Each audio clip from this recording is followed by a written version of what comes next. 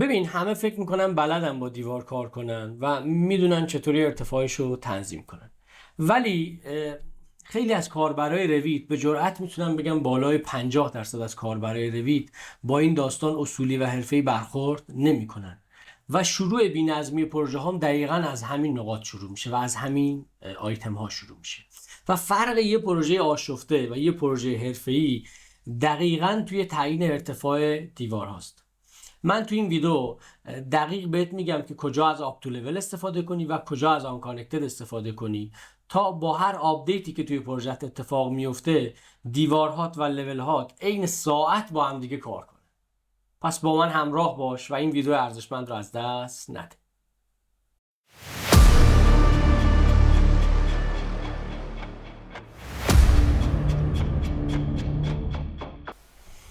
سلام خدمت دوستان و کاربران ارزشمند رویت کالج. من بهمن صحرایی هستم در خدمت شما با یه ویدیو و یه آموزش خفن و ارزشمند دیگه. دوستان شما در حال تماشای پارت دوم از جلسه دوم دوره جامعه ما هستید و من توصیه میکنم اگر ویدیوهای جلسه یک و پارت یک رو ندیدید حتما اول برید اونها رو ببینید تا جلسه یک رو دیده باشید، چون پیش نیاز این جلسه یکه و اون جلسه رو دیده باشید و بعد به ما ملحق بشید و این جلسه رو ادامه بدید. بدون فوت وقت و بدون تلف کردن وقت بریم سراغ آموزشمون. آموزش رو شروع کنیم. توی این بخش میخوایم بپردازیم به تعیین ارتفاع دیوارا. برای تعیین ارتفاع دیوارا تا من یه سری توضیحات در مورد ارتفاع دیوارا توی این تصویر بهتون بدم، بعد وارد خود رویت میشیم و توی نرم افزار بقیه کارا رو ادامه بدیم. خب زمانی که شما دیوار رو ترسیم میکنید، دیوار شما یه دونه بیس یا پایین داره و یه دونه تاپ یا بالا داره که بیسش توی قسمت بیس کانسترین تعیین میشه و تاپش توی قسمت تاپ کانسترین. توی قسمت بیس شما فقط تعیین میکنید که دیوارتون از چه لولی شروع بشه، یعنی فقط یه گزینه دارید که اون گزینه هم لوله و مشخص میکنید که دیوار شما از چه لولی شروع میشه. مثلا میگی دیوار من از لول 1 شروع میشه، از لول 2 شروع میشه. اما توی قسمت تاپ کانسترین که میشه بالای دیوار ما دو تا حالت داریم، یه دونه آپ تو لول داریم، یه دونه آن کانکتد. حالا این دوتا چی ان در موردشون توضیح میدم الان براتون. آپ تو لول، ببینید ما توی بخش قبلی ترسیم لول ها رو یاد گرفتیم. ما میایم مثل لول تعریف میکنیم و توی این حالت دیوارتون رو وابسته، بالای دیوار رو وابسته به لول میکنید. یعنی میگی دیوار من از لول 1 شروع بشه و به لول 2 ختم بشه مثلا، یا از لول 1 شروع بشه به لول 3 ختم بشه. دقت کن که تو این حالت شما ارتفاع مستقیم به دیوار نمیدی، یعنی به دیوارت نمیگی که از لول 1 مثلا 3 متر بالاتر باشه یا 4 متر بالاتر باشه. شما تو این حالت لول ها رو تعیین کردی و توی لول ها بهشون ارتفاع دادی. مثلا گفتی این لول من 4.5 متر ارتفاع داشته باشه، بعد میای دیوارت رو وابسته به لول میکنی. پس تو این روش ارتفاع مستقیم نداری. اما توی حالت آن کانکتد شما می دیوار رو از یه لول ترسیم میکنی، مثلا از لول 1 ترسیم میکنی، بعد توی قسمت آن کانکتد بهش میگی چقدر ارتفاع داشته باشه، 3 متر ارتفاع داشته باشه. این دیگه ربطی به لول نداره، اصلا کاری با لولش نداره، فقط میاد از لول 1 3 متر به بالا ارتفاع میگیره و اصلا ارتفاعش هم وابسته به لول نیست. خب الان یه سری توضیحات در مورد اینا من برات دادم. حالا بیا مقایسه کن، ببین که توی سیستمی ساختمانی که ما داریم کار میکنیم بهتر از آپ تو لول استفاده کنیم یا آن کانکتد. یکم در مورد این موضوع فکر کن و با هم مقایسه کن اینا رو که ببین کدوم یکیش خوبه و توی کار کدوم یکیش خیلی به درد میخوره، بعد ویدیو رو ادامه بده.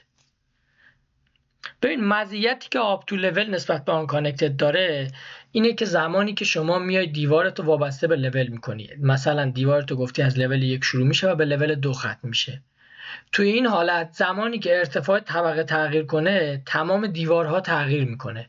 یعنی اگر ارتفاع طبقه از 4 بشه 4.5 متر، تمام دیوارهایی که وابسته به اون لول بودن تغییر میکنه و دیگه شما نیازی نیست که آپدیتی انجام بدی و نیازی نیست که یه ادیتی انجام بدی روی کارت و با یه تغییر ارتفاع لول همه دیوارهایی که وابسته به لول ها هستن تغییر میکنه که این اتفاق خیلی میفته توی روند طراحی که طراحی بین کارفرما و خود طراح و فردی که داره تو با رویت کار میکنه اتفاق میفته.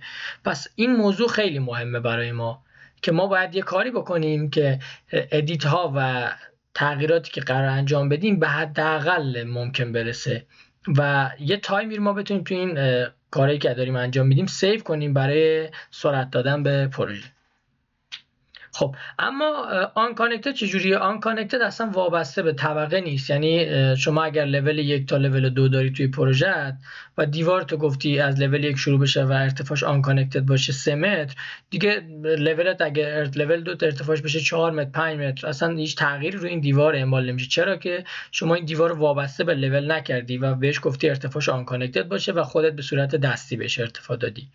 پس الان چه نتیجه میگیریم؟ نتیجه میگیریم که ما حدود 90% از دیوارهامون رو از طریق آپ تو لول ترسیم میکنیم. چرا؟ چون دیوارهای ما وابسته به طبقاتمون. اگر ارتفاع طبقه تغییر کنه، خب این طبیعیه که ارتفاع دیوار هم تغییر میکنه.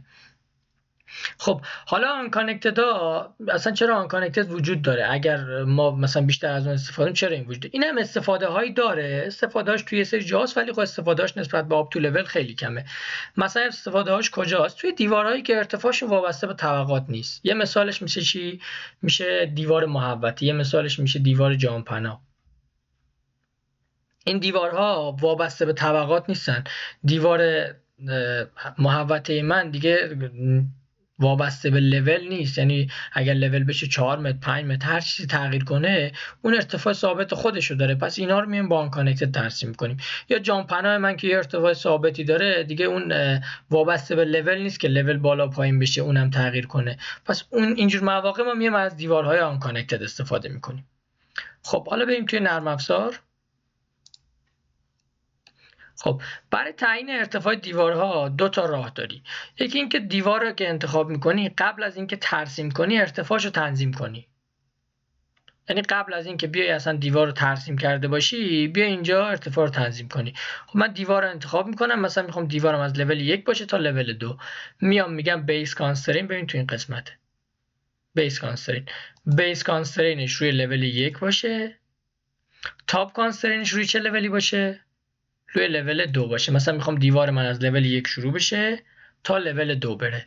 بعد میای ترسیمات رو انجام میدی. ببین میای اینجا، مثلا میای این قسمت، اینجا این و این.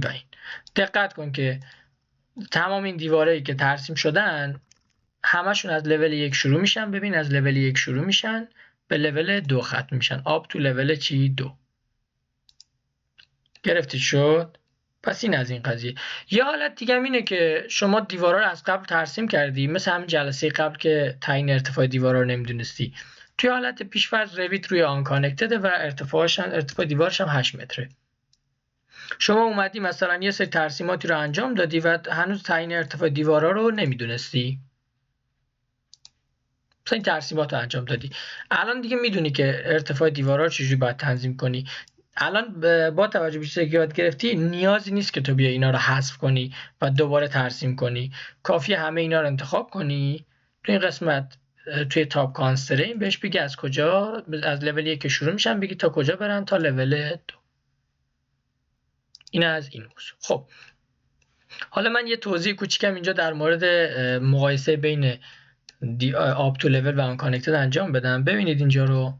الان من میام توی لول 1 تو این قسمت این دیوارایی که اینجا وجود دارن به صورت آن کانکتدن. درسته؟ اینا آن کانکتدن و ارتفاعشون هم 8 متره.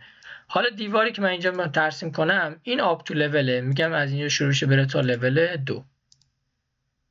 ببین تو این قسمت مثلا این دیوار رو داریم، اینجا رو داریم، اینو داریم. درسته؟ اینا آپ تو لولن، یعنی میرن تا لول 2. حالا بریم توی یکی از نماها، توی نمای جنوبی که اینجا بازه.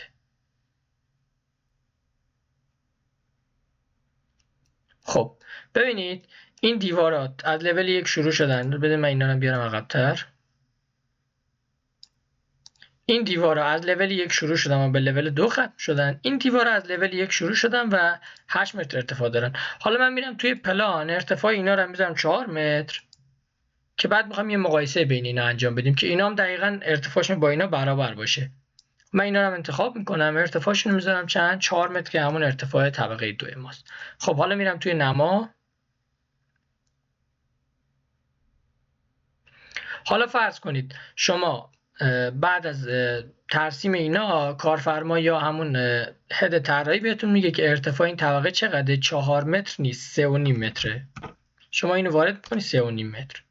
الان مقایسه رو ببین.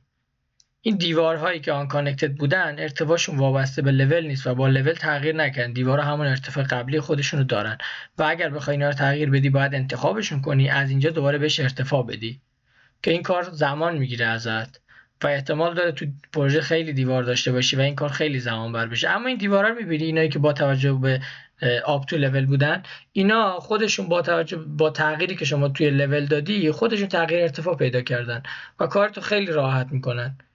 حالا اگر الان اینجا خیلی ساده است، چند تا دیوار وجود داره، ولی وقتی پروژه خیلی پیچیده میشه عناصر زیادی وابسته به لول میشن و تغییر دادن همه اینا واقعا عذاب آور میشه. پس بهتره که شما تمام دیوارهایی که قرار وابسته به لول ها باشن و با آپ تو لول ترسیم کنی. خب من الان میرم توی لول 1 و این دیوارها رو حذف میکنم. بریم چند تا تمرین الان با هم انجام بدیم که این موضوع قشنگ براتون جا بیفته. خب تمرینی که باید انجام بدید اینه. یه پلانیه که من نماشم بهتون دادم که نماش طبقات رو اینجا داره. این پلان طبقه 1 که من فقط براتون ترسیم کردم. پلان بقیه طبقات رو باید خودتون بر اساس نمایی که وجود داره به دست بیارید. این پلان طبقه 1 که شما باید از روی نماها پلان بقیه قسمت‌ها رو هم به دست بیارید که نمای جنوبی رو الان بهتون نشون دادم. خب اینجا رو ببین، این طبقه اولته، این طبقه دوم، طبقه سوم، طبقه چهارم. اینم که بام. خب اینجا رو دقت کن. ببین باید بیا این لول ها رو تعریف کنی. این لول هایی که اینجا وجود داره، اولین کاری که میکنی این لول ها رو تعریف میکنی. دقت کن این لول ها رو که داری تعریف میکنی، این لول ها نامگذاریش دقیقاً این همون نامگذاریه که بهتون گفتم توی پارت قبلی. یعنی نه مثل این چیزی که من اینجا دارم لول 1 لول 2 بذاری، شما میای دقیقاً همون نامگذاری دقیق رو انجام میدی براش که برای جا بیفته که نامگذاریات باید نامگذاری درستی باشه. بعد میای اینو ترسیم میکنی. این پلان طبقه اولشه، این هم نمای جنوبیشه. خب اینو فعلا شروع نکن که من یه مثال ساده تری رو برات بزنم. بعد اینکه من اون مثال رو زدم خودت شروع میکنی به ترسیم این. خب مثالی که من میخوام برات بزنم اینه. این پلانشه، یه چیز خیلی ساده است. چیزی که من میخوام ترسیم کنم خیلی ساده است، چون میخوام خودتون روی تمرین قبلی فکر کنید و یه خورده با موضوع درگیر بشید. این پلانشه، اینم نماشه. خب من الان میرم توی رویت. اولین کاری که میکنی باید بری لول هایی که مورد نیاز هست رو ترسیم کنی. من میام توی یکی از نماها و میام لول هامو تعریف میکنم. لول 1، لول 2. لول 2 من ارتفاعش چقدره؟ 4 متره. لول 3 من 6.90 اونجا. حالا من اینجا مثلا میذارم 7 متر. خب حالا میرم توی لول 1.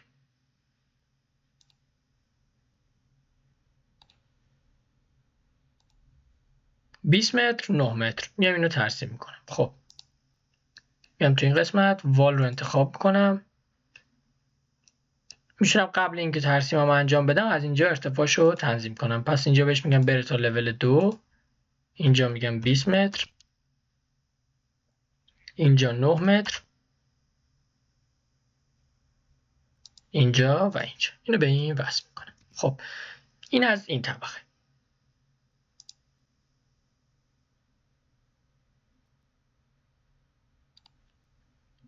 خب حالا الان میرم لول 2 که ترسیمات طبقه بالاترم انجام میدم. خب میرم توی لول 2. بیایم توی نمایی که داریم. اینجاست، این نماست. خب طبقه دوم من تقریبا از وسط این شروع میشه و به این ور، یعنی این محدود است. خب الان میرم اینو ترسیمش رو انجام بدم. خب میرم توی رویت. ببین الان من توی لول 2. خب اگر دقت کنی توی این نما میبینی که این دیواره این قسمت دقیقاً روی همن، درسته؟ و اینم باید تا وسطای این بیاد. خب الان میبینی که تو چیزی از طبقه پایین نمیبینی اینجا. خب چیکار کنی؟ چجوری بفهمی که دقیقاً ترسیماتت روی هم قرار گرفته یا نه؟ خب اینجا یه گزینه مطرح میشه تحت عنوان آندرلی. آندرلی چیه؟ تعریفش اگه میخوای یادداشت کن. آندرلی نمایش کمرنگ سایر طبقات در طبقه جاری. پس شد نمایش کمرنگ سایر طبقات در طبقه جاری. ببین مثلا من الان میخوام کدوم طبقه رو ببینم؟ لول 1. اینو میذاری رو لول 1. ببین لول 1 رو میبینی اینجا. بعد وال رو انتخاب میکنی از اینجا. دوباره بهش میگن لول 2 بره تا چند؟ تا لول 3. میام اینجا ترسیمم انجام میدم. میگم مثلا بیا تا وسط این، بعد بیاد اینجا، اینجا و اینجا. خب سه بعدیش هم ببین. ببینم از سه بعدی چیزی که ترسیم کردیم. خب الان کاری که میکنی چیه؟ الان ویدیو رو نگه دار و این چیزی که اینجا وجود داره رو ترسیم کن. اینو ترسیم کن تا بعد کار رو با هم ادامه بدیم. خب الان من اینا رو حذف میکنم. این شکل اینجا ترسیم کردن حذف میکنم تا مثالی که بهتون گفتم و الان خودم ترسیم کنم. شما الان باید ترسیم کرده باشید و با روشی که من الان ترسیم میکنم مقایسه کنید. خب من میام اینجا اول لولایی که نیاز داریم رو ترسیم میکنم. میرم توی نمای جنوبی. چه لولایی نیاز داریم؟ خب لول 1، لول 2، لول 3، لول 4 و لول 5. لول 3 رو داریم، لول 4 بعدی. حالا من میام اینا رو کپی میکنم که درسی که جلسه تو پارت قبلی دادم یه خورده مرور بشه. من این لول رو انتخاب میکنم، کپی، تیک مولتیپل هم فعال میکنم، لول 3، این لول 4، اینم لول 5. خب بعد ارتفاع اینا رو تنظیم میکنم. ارتفاعش چجوریه؟ لول 2 4 متر، 3 7 متر، 4 10.5 و 5 14. میاد اینجا لول 2 4 متر، این 7 متر، این 10.5 متر، 10.5 متر و این لول هم 14 متر. 14. حالا دقت کن ببین لول 4 و 5 رو اینجا نداری. توی پارت قبلی بهت گفتم که اینا رو چجوری اضافه کنیم. میای توی قسمت ویو، توی قسمت پلان ویو، میای فلور پلان، این دو تا لولی که نداری رو انتخاب میکنی و اوکی رو میزنی. این دو تا لول به قسمت پراجکت براوزرت اضافه میشن. ببین توی این قسمت. خب من میام توی لول 1 و نگاه میکنم که پلان من چه ابعاد اندازه‌ای داره. خب میام اینجا 7 متر، 4 متر، 6، 4، 8. خب میام توی این قسمت وال رو انتخاب میکنم. میگم از لول 1 شروع بشه به لول 2 ختم بشه. میام اینجا 7 متر، 4 متر، 6 متر، 8 متر. قسمت چند متر بود؟ این 15 متر. 15 متر. بعد میام تو راستای همین به اینجا که رسیدیم دیگه اینو به این وصل میکنیم. بعد یه آرک هم اینجا داریم که نیم دایره است. دقت کن با این دارم ترسیم میکنم. میگم از اینجا شروع بشه 5 متر، از اینجا بیاد تا اینجا. اینم از ترسیمات این قسمت.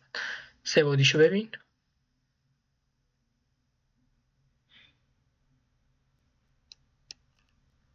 خب حالا بریم لول 2. ببین توی نماش دقت کن. طبقه دوم دقیقا همین دیواراییه که توی این قسمت وجود دارن، بجز این آرکی که اینجا ترسیم، بجز این نیم دایره‌ای که اینجا وجود داره. خب پس من دوباره میام توی لول 2. توی لول 2 که هستم آندرلی از قبل لول 1 بود. اگر نبود اینو باید باز می‌کردیم می‌ذاشتیم لول 1. خب من وال رو انتخاب میکنم دوباره. ببین نزدیک شو که درست اسنپ بگیری، یعنی نه یهو وسط این کلیک کنی دیوارات نیفتن رم. ببین الان نصف دیوار افتاد رو قبلی، نصف افتاد بیرون. دقت کن. اینو انتخاب میکنم والا از اینجا شروع میکنم. میگم بیاد تا اینجا، اینجا، اینجا، این،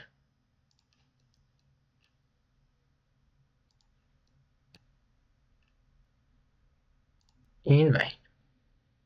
ببین دقت کن یه بار که دیوارا رو بهشون میگه از لول 1 برن تا لول 2، یعنی از لول 1 که در زمان قبل ترسیم کار انجام میدی، تو بقیه لول ها که میری به صورت پیش‌فرض خودشون میره. از همون بیسش میشه لولی که توش ترسیم میکنی، تاپش میشه لول بالاییش.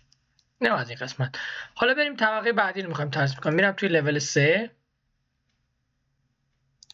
اینجا بیام توی اینا ببین لول سوم دیگه این قسمت وسط رو نداره، یعنی اون قسمت تو رفتگی که ما داشتیم رو نداره، این قسمت و این قسمت اومده بالا. خب میام توی رویت ببین الان هیچی من نمیبینم، چیکار باید بکنم؟ باید آندرلی بزنم رو لول پایینیش، بزنم رو لول 2 تو این قسمت، وال رو انتخاب میکنم. از اینجا دو تا حالت داره، یا اینکه به صورت تک تک اینا رو ترسیم میکنم، یا اگر روش سریعتر میخوام از رکتانگل استفاده میکنم. میگم از اینجا شروع میشه و بازم میگم نزدیک شو بعد که دقیق اسنپ بگیری، یعنی تا اینجا.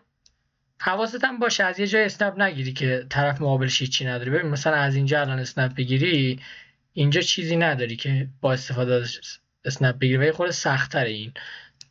بیا تو این قسمت از اینجا اسنپ بگیر که مثلا اینجا هم اسنپ داری، ببین میشه اینجا به اینجا، ببین خیلی راحت. این هم از این طبقه. حالا بریم طبقه بعدیشو ببین. طبقه بعدیش فقط این قسمت داره، یعنی این قسمتی که این ورتره رو باید یه بار دیگه ترسیم کنیم. خب میام توی رویت، میرم توی لول 4.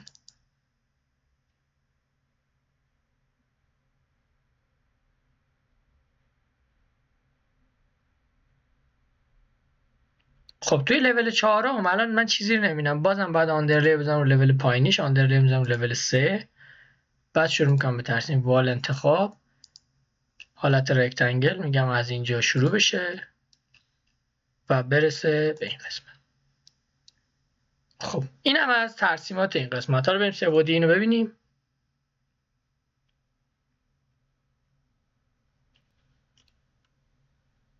از تعیین ارتفاع دیوارا و اینم یه پروژه کوچیکی که ما انجام دادیم.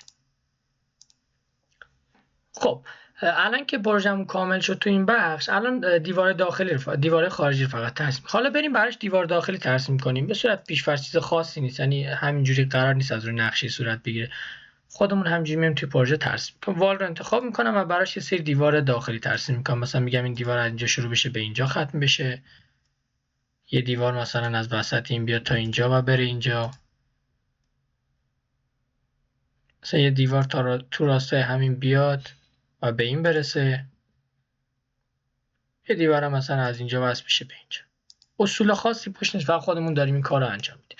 میرم تو طبقه دوم دوباره این کار میکنم. خب تو طبقه دوم دوباره وال انتخاب میکنم، میگم این بیاد تا اینجا و بیاد به این وصل بشه. بعد این از وسط این شروع بشه بیاد تا راستای این مثلا. بعد بیاد این ور. این از اینجا بیاد اینجا. اینم وصل میکنم به اینجا. بقیه طبقات هم خودت براش بیا دیوار داخلی ترسیم کن، یعنی تمام دیوار داخلی هایی که توی هر طبقه لازمه رو خود ترسیم کن. نمیخواد خیلی اصول پشتش باشه، فقط ترسیم کن که ترسیمات رو یاد بگیری. اینا هم ترسیم کن. بعد بریم مرحله بعد. مرحله بعدت کار میشه یه تغییراتی که توی پلانت باید انجام بدی. ببین توی طبقه اول و دوم این تغییر رو باید بدی که تنها تغییری که داره این قسمت یه دونه فیلت شعاع 2 متری میخوره، یه دونه فیلت شعاع 2 متر. بعد توی این قسمت هم میری توی لول 3. توی لول 3 باید این تغییر رو بدی. این قسمت رو باید کنسول کنی بیاری به سمت جلو. توی این قسمت ببین اینجا و اینجا. خب اول بریم لول 1.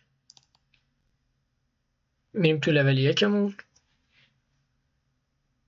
خب من میام دیوار رو انتخاب میکنم، فیلت انتخاب، فیلت چه شعاعی؟ شعاع 2. حالا من همینجا مستقیم اعمال میکنم.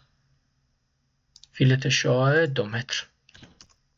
2 متر. خب این از این طبقه. یه لحظه بودیش ببین الان یه خورده ناجور شده، چون طبقه بالاش هم دقیقا تو راستای همینه. اونم باید تغییر کنه. ببین اینجا رو، این طبقه هم باید تغییر کنه. خب میرم توی لول 2.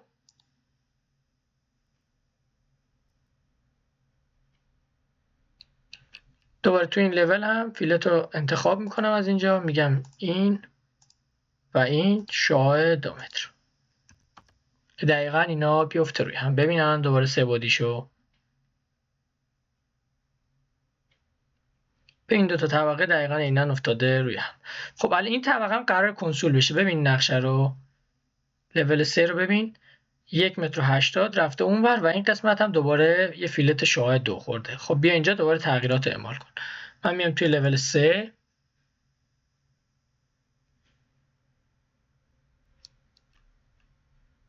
خب یه کاری که میتونی بکنی اینه که این دیوار رو آفست کنی اونور. من میام اینجا توی قسمت مادیفای، توی سربرگ مادیفای آفست رو انتخاب میکنم. اینجا بهش میگم 1.80 متر 80 سانت.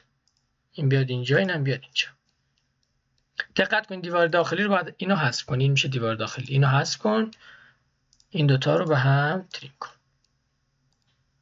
این یه راهشه، ولی راه ساده تر هم وجود داشت که خودت فکر کن ببین راه ساده تره چی بوده.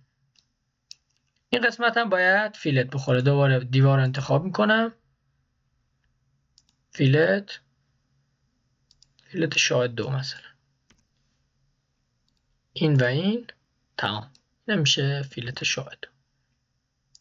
خب ببین سه بعدیشو.